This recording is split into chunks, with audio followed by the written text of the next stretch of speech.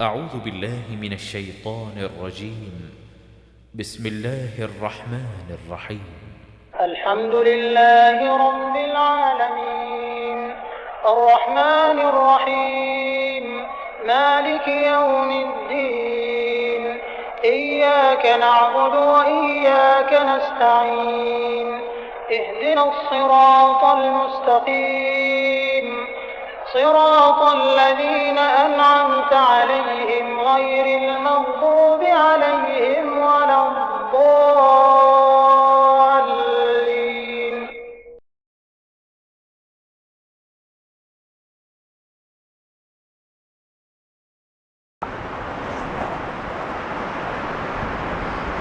السلام عليكم ورحمة الله وبركاته.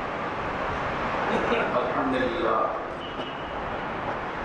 نحمده ونستعينه ونستغفره ونعوذ بالله من شرور أنفسنا وسيئات أعمالنا من يهده الله فلا مضل له ومن يضلل فلا هادي له وأشهد أن لا إله إلا الله وحده لا شريك له وأشهد أن محمدا عبده ورسوله. اللهم صل على محمد وعلى آل محمد كما صليت على إبراهيم وعلى آل إبراهيم إنك حميد مجيد. اللهم بارك على محمد وعلى آل محمد كما باركت على إبراهيم وعلى آل إبراهيم إنك حميد مجيد. أما بعد فقد قال الله تعالى في القرآن العظيم: أعوذ بالله من الشيطان الرجيم. اتقوا الله حق تقاته ولا تموتن إلا وأنتم مسلمون. اتقوا الله الذي تساءلون به والأرحام إن الله كان عليكم رقيبا. اتقوا الله وقولوا قولا سديدا يصلح لكم أعمالكم ويغفر لكم ذنوبكم ومن يطع الله ورسوله فقد فاز فوزا عظيما. قد كان لكم في رسول الله أسوة حسنة لمن كان يرجو الله واليوم الآخر وذكر الله كثيرا. கண்ணியத்துக்குரிய எல்லாம் உள்ள அல்லாஹ்வின் நல்லடியார்களே, அல்லாஹ்வுடைய பேரருளால் அல்லாஹ்வுடைய மார்க்கத்தை அறிவுறுவதற்காக அல்லாஹ்வுடைய ஆலயம் மஸ்ஜித் முபாரக்கில் ஜும்மாவை முன்னிட்டு நாம் வந்திருக்கிறோம். இந்த வாய்ப்பை வழங்கிய எல்லாம் உள்ள அல்லாஹ்வுக்கு அனைத்து உண்டாகுமாக. அல்லாஹ்வுடைய தூதர் இன்றும் போற்றப்படுகிறார்கள். இதனால் மற்றவர்களால் கூட அவர்கள் திரும்பி பார்க்கப்படுகின்றார்கள். இதனால் மாமனிதராக இந்த உலகில் காலாகாலம் அவருடைய போதனைகளும் வழிகாட்டுதல்களும் அவரும் இன்றைக்கு துதிக்கப்படுகின்றார்கள். எதனால் என்பதை தொடர்ந்து நாம் கேட்டுக்கொண்டிருக்கிறோம். அவர்களுடைய வாழ்க்கையின் அனைத்து அம்சங்களும் இந்த மனித சமூகத்திற்கு முன்மாதிரியாக திகழ்கின்றன. அவர்கள் வெறுமனே ஒரு ஆன்மீக தலைவராக வாழ்ந்துவிட்டு போகவில்லை, அல்லது சில பல அறிவுரைகளை சொல்லக்கூடிய ஒரு சீர்திருத்தவாதியாக மட்டும் இருந்துவிட்டு செல்லவில்லை. எல்லா வகையிலும் அவர்கள் முன்னுதாரணமாக வாழ்ந்திருக்கின்றார்கள். மக்களுக்கு போதனை செய்யக்கூடியவராக, ஆட்சி தலைவராக, குடும்பத் தலைவராக, போர்க்களத்தில் ஒரு தளர்த்தராக, இப்படி பன்முகத்தன்மை கொண்ட ஒருவராக வாழ்ந்த காரணத்தினால் இன்றைக்கும் அவர்கள் போற்றப்படுகிறார்கள். தனக்கு இருக்கிற அந்த அதிகாரத்தை பயன்படுத்தி அவர்கள் எப்படியும் வாழ்ந்துவிட்டு போகலாம். யாரும் ஏன் எதற்கு என்று கேட்க முடியாத ஒரு நிலைதான் அன்றைக்கு இருந்தது. ஆனாலும் கூட அல்லாஹ்வுடைய சன்னிதானத்தில் நிறுத்தப்படுகிற போது அதற்கான பதில் நம்மிடத்தில் சரியாக இருக்க வேண்டும் என்கிற பயத்தின் காரணத்தினால் அவர்கள் தன்னுடைய வாழ்க்கையை எப்படி அமைத்துக் கொள்ள வேண்டுமோ அப்படி அமைத்துக் கொண்டார்கள். அதைத்தான் நாம் கடந்த வாரங்களிலே நாம் பார்த்திருக்கிறோம். அபூ ஹுரைரா ரலியல்லாஹு அன்ஹு அவர்கள் அறிவிக்கின்ற ஹதீஸ் புகாரியில் 5414வது ஹதீஸாக இடம்பெற்றிருக்கிறது. அபூ ஹுரைரா அவர்கள் சொல்லி காட்டுகிறார்கள்: மர்ரபி கௌமின் பைன ஐதீஹிம் ஷாத்துன் மஃலியத்துன். ஒரு கூட்டம் நன்றாக பொரித்த ஆட்டை முன்னால் வைத்துக் கொண்டு அவர்கள் அமர்ந்திருக்கின்றார்கள், உண்பதற்கு தயாராக. அவர்களை நான் கடந்து செல்கிறேன். அவர்கள் என்னை அழைத்தார்கள். فأبى أن يركب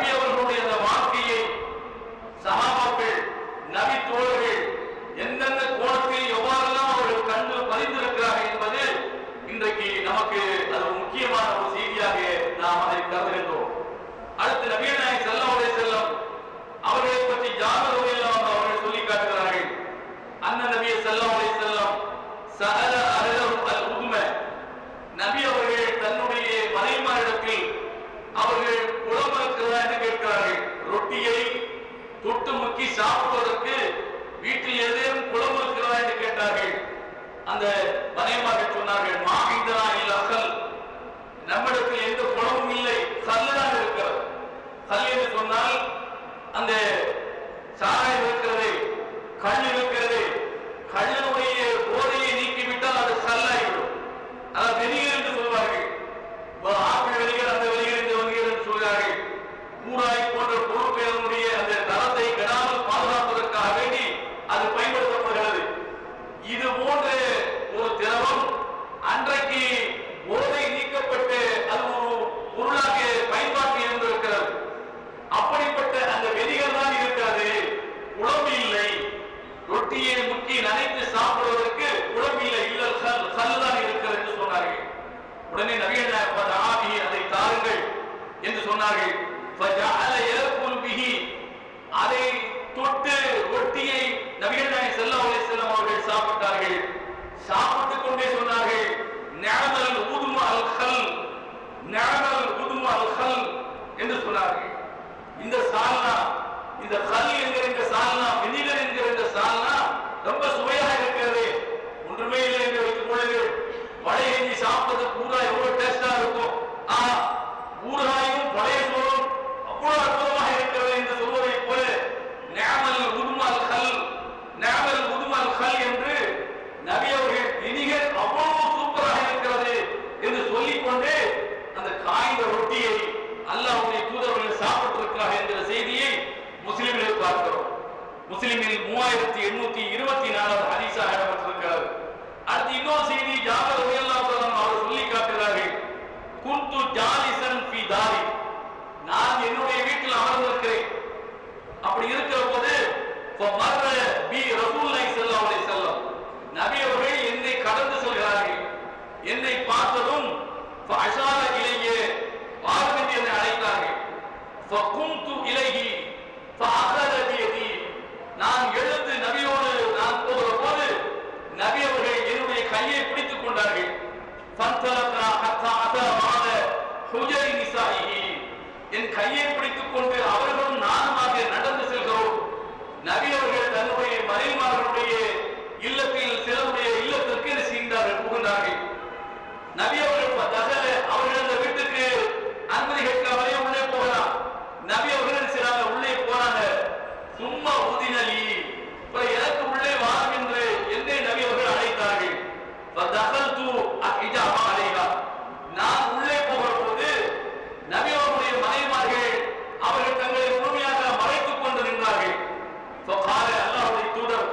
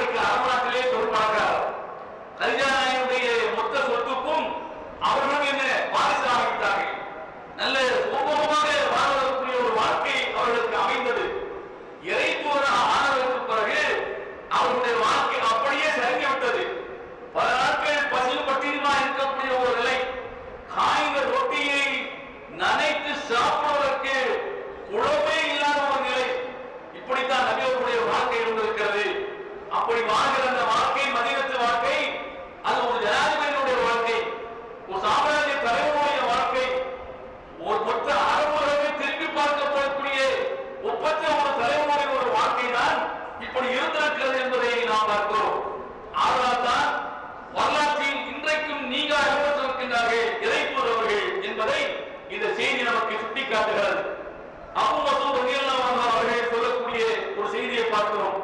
ஜாஅ ரஜுலுல் அன்சார் யுக்குனா அபா ஷுஐப், அன்சாரில் ஒரு தோழர், அவர் வருகிறார். அவர் பெயர், அவருக்கு ஒரு புனை பெயராக அபு ஷுஐப் என்று சொல்லப்படும்.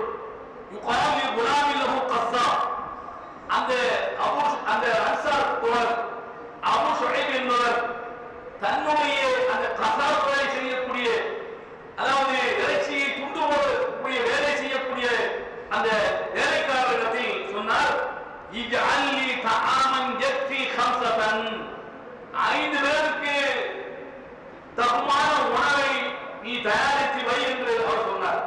அபு ஷுஐப் அன்சாரி தோழர் தன்னுடைய வேலையாளத்தில் 5 பேர் சாப்பிடுவதற்கு தகுந்த மாதிரியான உணவை தயாரித்து வை என்று சொன்னார். ஏன் சொன்னார்? இன்னி உரீது அன் அதுவ நபி ஸல்லல்லாஹு அலைஹி வஸல்லம் ஹாமிஸ கம்ஸத்தின் ஃபஇன்னி கத் அரஃப்து ஃபீ வஜ்ஹி அல்-ஜூ', 5இல் ஒருவராக அல்லாஹ்வுடைய தூதரை நான் அழைத்து வர இருக்கிறேன். 5 பேர்ல நபி அவர்கள் ஒருவர். நபி அவருடைய முகத்தை பார்த்தால் பசியினுடைய கோர தாண்டவம் தென்படுகிறது. அந்த அளவுக்கு பசியில வாரி வடிந்து கொண்டிருக்கிறார்கள். அவர்களையும் அவர்களோடு சேர்ந்து இன்னும் 4 பேரை நான் அழைத்து வர இருக்கிறேன். ஆனால் 5 சாப்பிடுவதற்கு தகுந்த மாதிரி உணவை நீ தயாரித்து என்று அந்த அபு ஷுஐப் என்கிற அன்சாரி தோழர் தன்னுடைய வேலையாளத்திலே சொன்னார். ஃபதஆஹும் ஃபஜாஅ மஅஹு ரஜுல், நபிகள் நாயகம் ஸல்லல்லாஹு அலைஹி வஸல்லம் போய் 5 பேர் என்ன செய்றாங்க, நபியோடு சேர்த்து 5 பேர் என்ன செய்றாங்க, அழைக்கிறாங்க. உங்களுக்கெல்லாம் சேர்த்து நான் சமைத்து சாப்பாடு ரெடி பண்ணி வைத்திருக்கிறேன், வாருங்கள் என்று. 5இல் இன்னொருவர் 6வதாக ஒருவர் என்ன செய்கிறார், நபி அவர் ஓடு வருகிறார். فقال النبي صلى الله عليه وسلم ان هذا قد تبعنا. அப்ப இந்த அபூ ஷுஐப் என்கிற அன்சாரி தோழரத்தில் நபிகள் நாயகம் ஸல்லல்லாஹு அலைஹி வஸல்லம் சொல்கிறார்கள், இவர் எங்களோட பின்னால் வந்து விட்டார். அவருக்கு பின்னாடி ஒரு பசி, தாங்கிக் கொள்ள முடியாத ஒரு பசி, நாங்கள் சாப்பாட்டுக்கு தான் அழைக்கப்படுகிறோம் என்பதை புரிந்து அவர் எங்களோடு என்ன செய்கிறார், வந்துவிட்டார். இன்ன ஹாதா தபிஅனா என்று சொன்னார்கள். உடனே இன் ஷி'த அன் தஅதன லஹு ஃபஅதன் லஹு, அபூ ஷுஐப் நீ விரும்பினால் அவருக்கு அனுமதி கொடு, அவரும் இன்னொரு வரட்டும். இல்ல நீ விருப்பம் இல்லை என்று சொன்னால் விட்டவர் அவர் திரும்பி போய் விடுவார். இன் ஷி'த அன் யர்ஜிஅ ரஜஅ, நீ விரும்பினால் அவர் என்ன செய்வார், அனுமதிக்கணும், அவர் திரும்பி நம்ம சாப்பாடுக்கு அழைப்பியே, விருந்துக்கு அழைப்பியே சொல்லி அவர் என்ன செய்வார், திரும்பி போய் விடுவார் என்று சொன்னார்கள். உடனே நான் பல் கத் உதீது லஹு, நான் அவருக்கும் சேர்த்து அனுமதிக்கிறேன், அவர் வரட்டும் என்று சொல்லி அந்த அபூ ஷுஐப் என்கிற நபித்தோழர் நபிகள் நாயகம் ஸல்லல்லாஹு அலைஹி வஸல்லம் அவரிடத்தில் சொன்னதால புகாரி 2081வது ஹதீஸா நாம் பார்க்கிறோம். பாருங்கள், அதாவது எதற்காக ஒரு நாள் இது மாதிரி ஏதாவது தோழர்கள் என்ன செய்வாங்க, விருந்து ஏற்பாடு செய்து நபியை அழைக்கிறார்கள். அந்த நபிகள் நாயகம் ஸல்லல்லாஹு அலைஹி வஸல்லம் அவர்களோடு சில நபித்தோழர்கள் சேர்த்து அழைக்கிற போது அழையா விருந்தாளியாக ஒருவரும் சேர்ந்து வருகிறார். அவருக்கும் நபிகள் நாயகம் ஸல்லல்லாஹு அலைஹி வஸல்லம் அவர்கள் அனுமதித்தால் வருவார், இல்லை என்றால் இல்லை என்று சக தோழர்களில் ஒருவர் நபிகள் நாயகம் ஸல்லல்லாஹு அலைஹி வஸல்லம் அவர்கள் கிடைக்கிற விருந்தை உண்டு மகிழ்வதற்காக புறப்பட்டு போகிறார் என்று சொன்னால், இது மாதிரியான ஒரு காட்சியை, ஒரு வாழ்க்கையை எந்த தலைவருக்கும் நீங்கள் பார்க்கவே முடியாது, எந்த சீர்திருத்தவாதத்தில் பார்க்க முடியாது. நபிகள் நாயகம் ஸல்லல்லாஹு அலைஹி வஸல்லம் அவர்கள் மட்டும்தான் விதிவிலக்கானவர்கள், அவர்களுடைய வாழ்க்கையை தான் இதை பார்க்க முடியும். அவர்கள் சொல்லக்கூடிய இன்னொரு செய்தி முஸ்லிமில் 3799 ஹதீஸாக இருக்கிறது. ஹரஜ ரசூலுல்லாஹி ஸல்லல்லாஹு அலைஹி வஸல்லம் தாத்த யௌமின், ஒரு நாள் நபிகள் நாயகம் நட்டு நசியில, அந்த நேரத்தில் அவங்க வீட்டோட வெளியே போக மாட்டாங்க. அந்த நடுநிசி அந்த பகல் நேரத்தில் வீட்டை விட்டு என்ன செய்கிறார்கள், வெளியே கிளம்புகிறார்கள். அபூபக்கர் உமர் வெளியே போகும்போது அவர்கள் எதிர்பாராத விதமாக அபூபக்கரை உமரையும் பார்க்கிறார்கள். நபிகள் நாயகம் ஸல்லல்லாஹு அலைஹி வஸல்லம் அவர்கள் இந்த 2 பேரையும் பார்க்கிறாங்க. ஃபகால மா அக்ரஜகுமா மின் புயூதிகுமா ஹாதிஹி ஸாஅ, இந்த நடுநிசியில இந்த வெயில் நேரத்தில் உங்க 2 பேரையும் வீட்டை விட்டு வெளியே வர வைத்தது எது என்று கேட்டார்கள். அபூபக்கரையும் உமரையும் பார்த்து கேட்டார்கள். அந்த 2 தோழர்கள் சொன்னார்கள், காலா ஜூ யா ரசூலல்லாஹ், பசி வீட்டில் இருக்க முடியல, ஏதாவது கிடைக்காம யாரும் அழைக்க மாட்டார்களா என்று எதிர்பார்ப்பில் வீட்டை விட்டு கிளம்பி விட்டோம் என்று அந்த தோழர்கள் சொன்னார்கள். நபிகள் நாயகம் சொன்னார்கள், வஅன வல்லதி நஃப்ஸி பியதிஹி, லஅக்ரஜனில்லதி அக்ரஜகுமா. உடனே அவங்க சொன்னாங்க, நான் அப்படித்தான், வீட்டுல இருக்க முடியல, பசி தாங்க முடியல, வெளியில கிளம்பிடணும், யாராவது இருந்தா நமக்கு அழைப்பு கூட மாட்டாரா என்ற கோலத்தில் தான் நானும் கிளம்பி இருக்கிறேன், நீங்களும் அப்படித்தான், வாருங்கள் செல்வோம் என்று சொல்லி 3 பேரும் ஆக செய்றாங்க. போறாங்க. ஜாபர் அவங்க என்ன செய்றாங்க, தன்னுடைய வீட்டுல அல்லாஹ்வுடைய தூதரும் விருந்தாளி வருகிறார்கள் என்றதும் உடனே அங்கு தடபடலான ஒரு ஏற்பாடு நடக்கிறது. அது ஒரு நீண்ட நெடிய ஒரு ஹதீஸ். பாருங்கள், பசியினால வீட்டில் இருக்க முடியாத ஒரு நிலை, தாங்கிக் கொள்ள முடியாத ஒரு நிலை, இப்படி எல்லாம் ஒரு இறை தூதர் ஒரு ஜனாதிபதி மாறிருக்கிறார் என்பதுதான் நமக்கு இந்த இஸ்லாம் சொல்லக்கூடிய ஒரு செய்தி. ஆதலால்தான் நபிகள் நாயகம் ஸல்லல்லாஹு அலைஹி வஸல்லம் அவர்கள் தான் ஒரு ஜனாதிபதியாக இருந்தாலும் கூட தன்னை தாம்பிகமாக இந்த உலகத்திற்கு காட்டவில்லை, பிரபலமாக மாற்ற காட்டவில்லை, தான் ஒன்றுக்கும் இல்லாதவன் என்பதற்காக அப்படி அல்ல, இல்லவே இல்லை. சரி, பைத்துல் மால் வந்து சேரக்கூடிய அந்த பொருளையாவது தன்னுடைய இஷ்டப்படி அதை அனுபவித்துக் கொண்டு வாழ்ந்தார்கள் என்று சொன்னால் அதுவும் இல்லை என்பதுதான் நபியோருடைய வாழ்க்கையிலே நாம் பார்க்கிறோம். ஒரு சாதாரண நிலையில் இருக்கக்கூடியவன், ஒரு சமுதாய தலைவன் அல்லது ஒரு வட்டச்செயலாளர் மாவட்டம் என்று எடுத்துக்கொண்டால் அவர்களுடைய வாழ்க்கை, அவர்களுடைய பின்புலம் என்ன எப்படி இருக்கிறது என்பதை சொல்லி மாறாது. அப்படி இருக்கக்கூடிய இந்த உலகில் நபிகள் நாயகம் ஸல்லல்லாஹு அலைஹி வஸல்லம் அவர்கள் எப்படி இருந்திருக்கிறார் என்பதற்கு இது ஒரு நிதர்சனமான ஒரு சான்றாக அமைந்திருக்கிறது. அனஸ் ரலியல்லாஹு அன்ஹு அவர்கள் சொல்லக்கூடிய ஒரு ஹதீஸை நாம் பார்க்கிறோம். ஜித்து ரசூலுல்லாஹ் யௌமன் ஃபஅஜத்துஹு ஜாலிசன் மஅ அஸ்ஹாபிஹி யுஹதிஸுஹும். ஒரு நாள் நபியிடத்திலே நாங்கள் போகிறோம். நபி அவர்கள் சஹாபாக்களோடு அமர்ந்திருக்கிறார்கள். அவர்களோடு உரையாடிக் கொண்டிருக்கிறார் பள்ளிவாசலில். وقد عصب بطنه بعصابة على حجر. கல்லால் தன் வயிறை கட்டிக்கொண்டு பள்ளிவாசலில் பேசிக் கொண்டிருக்கிறார்கள். فقلت لبعض أصحابه لما عصب رسول الله بطنه. அவங்க இருந்த தோழர்களில் சிலரிடத்திலே நான் கேட்டேன், ஏன் நபி அவர்கள் கல்லால் தன் வயிறை கட்டிக் கொண்டிருக்கிறார்கள் என்று கேட்டேன். அதற்கு அந்த தோழர்கள் சொன்னார்கள், பசியை தாங்கிக் கொள்ள முடியாமல் வயிற்றை கல்லால் கட்டிக் கொண்டிருக்கிறார்கள். ஒரு காலத்துல கல்ல வச்சுக்கிற கட்டாட்டாலும் நம்ம கட்டி இருக்கிற அந்த வேஷ்டியை லுங்கி நல்லா இறுக்கி என்ன செய்வோம், கட்டிடுவோம். பசி தாங்க முடியாம இதுக்கு முன்னாடி என்ன செய்வோம், வேட்டியை நல்லா இறுக்கி கட்டிட்டா நீங்க வயிறு வந்து உள்ள அமையும், நல்ல காத்து உள்ள துணியா போயிட்டு வர மாதிரி இருந்தா தானே பசி உணவு ஏற்படும். அதையே ஏற்படாத அளவுக்கு இறுக்கி கட்டிக்கிட்டா பசியே தெரியாது. அல்லாஹ்வுடைய தூதர் அதையும் தாண்டி கல்லை வயிற்றில் கட்டிக்கொண்டு அவர்கள் அமர்ந்திருந்திருக்கிறார்கள் பசியினால்.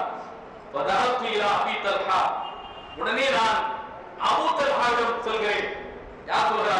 அனஸ் ரலியல்லாஹு சொல்றாங்க. அபூ தல்ஹா யார்? ஒருவர் ஜௌஜ் உம்மு சுலைம், உம்மு சுலைமுடைய கணவர். உம்மு சுலைம் யார்? என்னுடைய தாய், அரசுடைய தாய். அவர்கள் நான் அங்கே அபூ தல்ஹாவிடம் சென்றேன். அங்கு போய் யா அபூதா قد رأيت رسول الله عصب بطنه بعصابة. அல்லாஹ்வுடைய தூதர் தன்னுடைய வயிற்றை கல்லை கொண்டு இறுக்க கட்டிக் கொண்டிருப்பதை நான் பார்த்தேன். உடனே நபிகள் நாயகம் ஸல்லல்லாஹு அலைஹி வஸல்லம் அவர்களுடைய இந்த நிலையை ஃபஸஅல்து மஅ அஸ்ஹாபிஹி, சில தோழர்களிடத்திலே கேட்டேன், என்ன காரணம் அப்படி இருக்கிறார்கள், பசியினால அப்படி இருக்கிறார்கள் சொன்னார்கள். ஃபதஹல அபூ தல்ஹா, இதை சொன்ன மாத்திரத்தில் அபூ தல்ஹா அவர்கள் என்னுடைய தாயிடத்திலே உள்ளே போனார்கள், வீட்டுக்குள்ள போனாங்க. உம்மு சுலைமுடைய வீட்டுக்கு போனார்கள். فقال هل من شيء. உம்மு சுலைமுடைய அபூ தல்ஹா கேட்கிறார், வீட்டில் ஏதாவது சாப்பிடுவதற்கு இருக்கிறதா? فقال அவர் சொன்னார்கள், نعم عندي كسر من الخبز. இடத்தில் ஒரே ஒரு ரொட்டி துண்டு இருக்கிறது, ஒரே ஒரு ரொட்டி துண்டு இருக்கிறது. தமாமின் சில பேரித்தம்பழங்கள் இருக்கின்றன, இதான் இருக்கு வீட்டுல, வேற ஒன்றும் இல்லை என்று சொன்னார்கள். உடனே فإن جاءنا رسول الله صلى الله عليه وسلم وحده أشبعناه. நபிகள் நாயகம் ஸல்லல்லாஹு அலைஹி வஸல்லம் அவர்கள் மட்டும் வீட்டுக்கு வந்தால் நம்ம வயதான செய்யலாம், இதை கொடுத்து சாப்பிட சொல்லலாம்.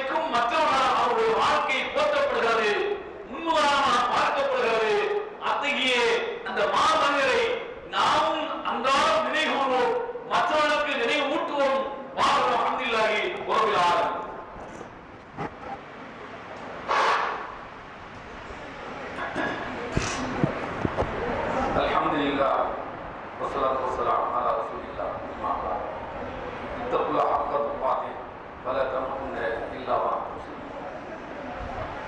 கண்ணியத்துக்குரிய சகோதரர்களே, அல்லாஹ்வுடைய பேரருளால் நாம் ஒரு நெருக்கடியான காலகட்டத்திலே வாழ்ந்து வருகிறோம். இந்தியாவுடைய தென்கோடியில் இருக்கின்ற முஸ்லிம்களுக்கு ஓரளவுக்கு ஒரு பாதுகாப்பான ஒரு சூழல் இருக்கிறது என்று நாம் எண்ணிக்கொண்டிருக்கிறோம். அதுவும் கூட காலங்கள் செல்ல செல்ல கேள்விக்குறியாகுமோ என்று அஞ்ச வேண்டியிருக்கிறது. இன்றைக்கு 5 மாநிலங்களில் சட்டசபை தேர்தல் நடைபெற்றுக் கொண்டிருக்கிறது, நடைபெற இருக்கிறது. தமிழகத்திலும் சட்டசபை தேர்தல் நடக்க இருக்கிறது. இந்த 5 மாநிலங்களிலும் மத்திய ஆளக்கூடிய மைய அரசு தன்னுடைய கோர முகத்தை பதிப்பதற்கு பகிரங்க பிரயத்தனம் செய்து கொண்டிருக்கிறார். இங்கிருக்கிற இந்த மாநிலங்களில் எப்படியாவது கால் பதித்து விட வேண்டும், நான் நினைக்கிற சட்டத்தை நடைமுறைப்படுத்த வேண்டும், சட்டமாக்க வேண்டும் என்று அவர்கள் துணியாய் துடித்துக் கொண்டிருக்கிறார்கள். குறிப்பாக தமிழகத்திலும் அவர்கள் கால் பதிக்க வேண்டும் என்று கங்கணமூர்த்தி அதற்கான காயை அழைத்துக் கொண்டிருக்கிறார்கள். இந்த நேரத்தில் முஸ்லிம்களாக இருக்கக்கூடிய நாம் நம்மிடத்தில் இந்திய அரசியலமைப்பு சட்டம் தந்திருக்கிற ஒரு மிகப்பெரிய ஆயுதம் வாக்கு என்கிற ஒரு ஆயுதம். இந்த வாக்கை நாம் யாருக்கு செலுத்த வேண்டும் என்பதை நாம் சிந்திப்பதற்கு முன்னர் யாருக்கு செலுத்தக்கூடாது என்பதை நாம் முடிவு செய்ய வேண்டிய கட்டாயத்தில் இருக்கும். கடந்த பிப்ரவரியிலே ஒரு மிகப்பெரிய போராட்டம் இந்த குடியுரிமை திருத்த சட்டத்திற்கு எதிராக கலைஞர்களும் சரி தமிழகம் முழுக்க ஷாஹின் வாக்குகள் தொடர்ந்து நடைபெற்றதை நாம் அறிவோம். அது என்ன குடியுரிமை திருத்த சட்டம், அதனுடைய விபரீதம் என்ன, அதை பற்றி சிந்திக்காமல் இல்லை எனக்கு எடப்பாடி தான், நான் வாழேடி வாழையாக நான் எம்ஜிஆரை தான் கைமா சொல்லியிருக்கிறேன், அம்மாவை தான் நான் நம்பி இருக்கிறேன், அம்மா வழியில ஓபிஎஸ்சி இபிஎஸ்சி என்ற 2 பிசி நான் இருக்கிறேன், நம்பி இருக்கேன், எனக்கு 2000 ரூபாய் இருக்கிறார், 1500 ரூபாய் இருக்கிறார், எனக்கு வாஷிங் மிஷின் தரப்போடு இருக்கிறார், எனக்கு அதை தரப்போடு இருக்கிறார் என்று சொல்லி நம்முடைய அந்த சொந்த வாழ்க்கையை கேள்விக்குறியாக்கக்கூடிய ஒரு நிலையை இன்றைக்கு நாம் இருந்து கொண்டிருக்கிறோம். இந்த அற்பத்திலும் அற்பமான இந்த 2000 ரூபாய்க்கு ஒட்டுமொத்த இந்த சமூகத்துடைய வாழ்க்கையையும் நாம் பறிகொடுக்க வேண்டுமா என்று சிந்திக்க வேண்டும். இந்த 2000 ரூபாய் அக்கௌண்ட் காசு இருக்கிறார், இல்லை உங்கள்கிட்ட எங்கிட்ட இருந்து பறித்த காசு தான், அவனும் பாராட்ட காசு இல்லை, நமக்கு வர வேண்டியது கொஞ்சம் தெரிஞ்சுக்கலாம், எலும்பு போகிறா, அதுக்கு தான் நாம ஆக்க கொண்டு ஆகிறோம், கரை வெட்டி கொண்டு கரை வெட்டி கட்டி கொண்டு ஆகிறோம், ஈமானில் கரை வடிந்து கரை வெட்டி கட்டி கொண்டு ஆகிறோம். எப்படிப்பட்ட சட்டத்தை நடைமுறைப்படுத்துவதற்கு பாசிச வெறி பிடித்தவர்கள் துடிக்கிறார்கள் என்பதை நாம் திரும்பி பார்த்து கடமைப்பட்டிருக்கிறோம். அது என்ன குடியுரிமை திருத்த சட்டம்? 1935 ஜெர்மனியில் ஹிட்லர் ஒரு குடியுரிமை சட்டத்தை கொண்டு வருகிறார். அந்த குடியுரிமை சட்டம் தான் பல லட்சக்கணக்கான யூதர்களை கொல்வதற்கும் பல லட்சக்கணக்கான யூதர்களை நாடு கடத்துவதற்கும் அதுதான் பயன்பட்டது. அதுபோல 1982 ஒரு குடியுரிமை சட்டத்தை பர்மாவிலே மியான்மரிலே கொண்டு வந்தார்கள். அந்த குடியுரிமை சட்டம் அதுதான் 2001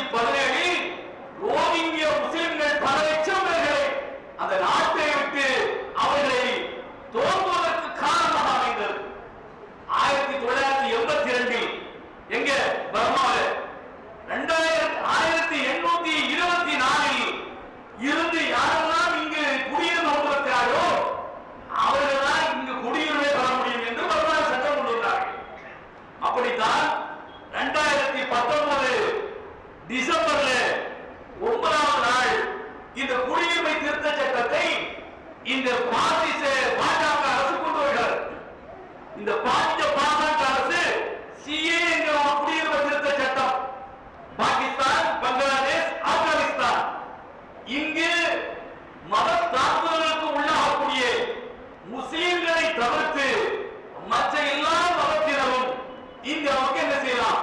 வந்து குடியேறினால் அவர்கள் குடியுரிமைக்கு விண்ணப்பித்தால் அவர்களுக்கு குடியுரிமை வழங்கப்படும். எத்தனை வருஷம் இருந்திருக்கணும்? 5 வருடம் இருந்தால் போதும். 1959 கொண்டு வரப்பட்ட குடியுரிமை சட்டம் 11 ஆண்டுகள் இந்தியாவில் வெளிநாட்டை சார்ந்தவர்கள் வசித்திருக்க வேண்டும்.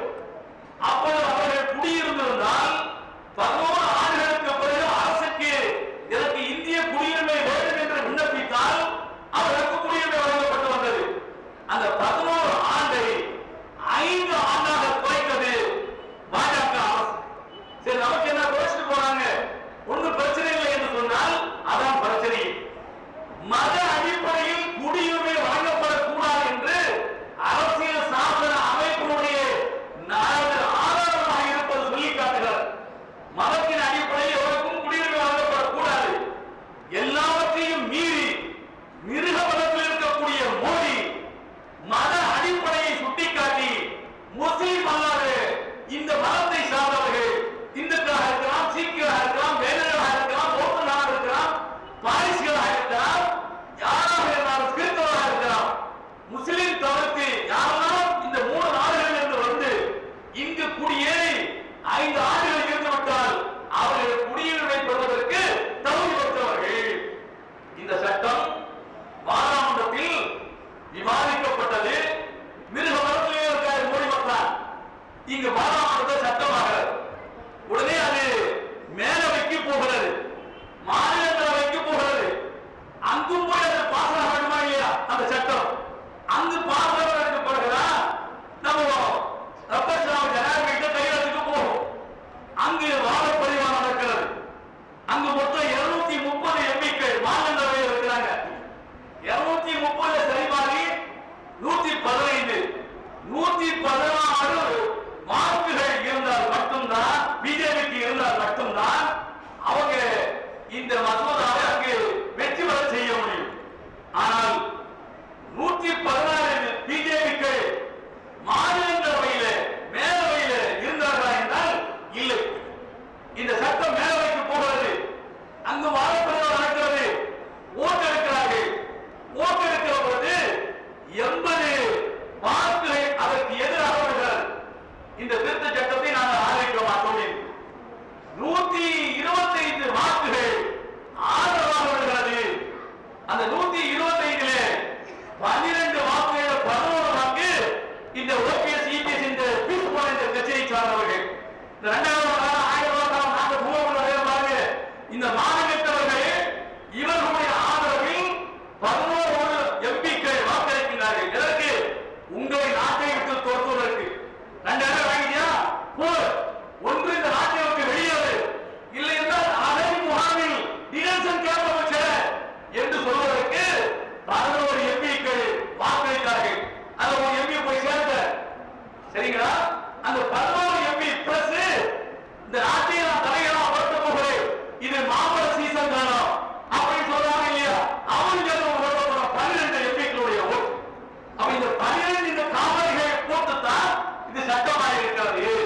இந்த 12 காவலிகள் போடாமல் இருந்ததால் சிஏ என்கிற இந்த சட்டம் பாராளுமன்றத்தில் மேலவையில் பாஸ் ஆகியிருக்காரு. இன்றைக்கு அஸ்ஸாமில் போய் நாங்கள் என்ன எம்பிஆரை கொண்டு வருவோம், சிஏ கொண்டு வருவோம் என்று சொல்கிறார்கள்.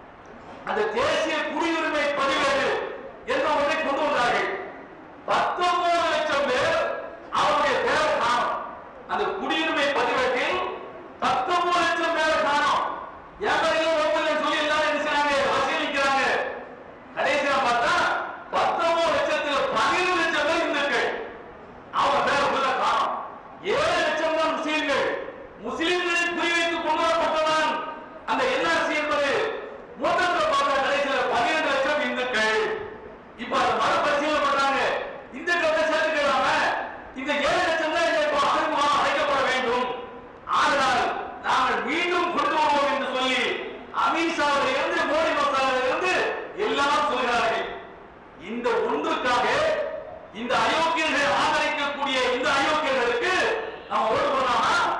உங்களுடைய குடியுரிமை பறிக்கக்கூடிய இவர்களுக்கு வாக்களிக்கிறவர்களுக்கு நாம் வாக்களிக்கலாமா?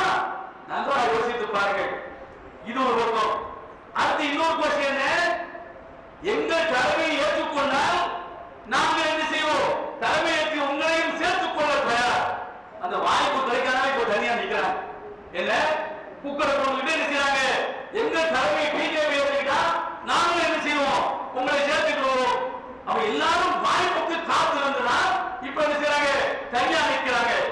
அது மட்டுமல்ல, இன்னும் சிலர் இருக்கிறாங்க. நாம் அவர்கள் எல்லாம் இங்கு அரசுவதற்கான நேரம் இல்லை. இருப்பதில் எது சிறந்தது நமக்கு நல்லா தெரியுது. வீடு பத்திக்கிட்டு எரியுது. யாரெல்லாம் தண்ணியை கொண்டு வந்து அணைக்கணும்.